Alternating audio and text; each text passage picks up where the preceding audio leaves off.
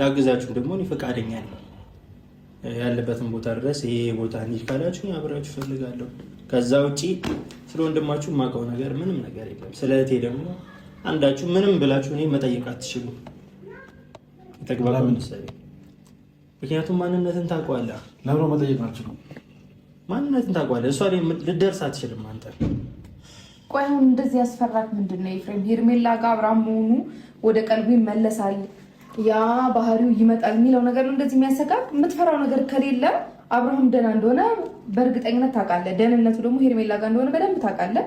ምንድን ነው እንደዚህ አናዶክ ይቀፈናል። አንድ ደቂቃ ከሄርሜላ ጋር ስናየው ቅፍፍ ይላል። አይመለከትም። ወሳኙ አብርሃም ብቻ ነው። እየነገርኩሽ ነው።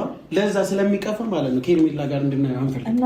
አንተ ደስ የሚልህ አብርሃም እንደዛ ሲሰቃይ ሲከራተት ሲመታ ይሄን ሄርሜላ ባኖር ጎዳና ሲወጣ ዞረ ማታየው ልጅ ላይ ዛሬ ሄርሜላ የሆነ ቦታ ላይ ስታደርሰው በቅናት መንፈስ ወደ ሩታ ካልተመለሰ ብላችሁ ከልጁ ለየችው እንጂ የትም አላደረሰችው። ምንም የሰቀመችው ምን ያደረሰችው ነገር አለ? ምን ያደረሰችው ማለት ምን ያደረሰችው አብራ እስቲ ንገረኝ። ምን ያደረሰችው? ምን ለምሳሌ ከድብደባ ህይወት አይደል እንዳይወጣች?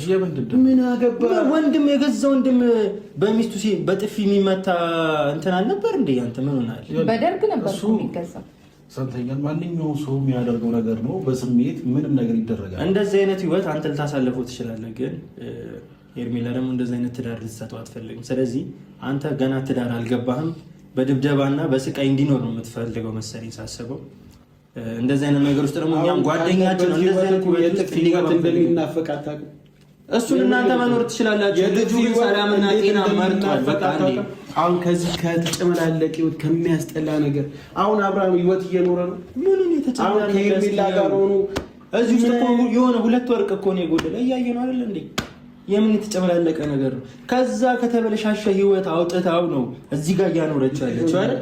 እዛ ጋር እናንተ የሚያስደስታችሁ ልጁ ሲቀጠቀጥ ወይ ደግሞ ህይወቱን ስታበለሻሸው እንደዛ ስታላገጥበት ወርቆ ማየት ነው። እናንተ የተበላሸ ህይወት ማለት ነው ለነሱ ደስ የሚል የጥፊ ህይወት ከተመኛችሁለት እናንተ ኑሩት። በቃ ስለሱ አትመኙ። ስንቱ የአብርሽና የሩታን ፍቅር የሚመኝ ህይወት ነው ዛሬ ላይ መተህ የጥፊ ህይወት ነው እያልክ የነበረው ገብቷል።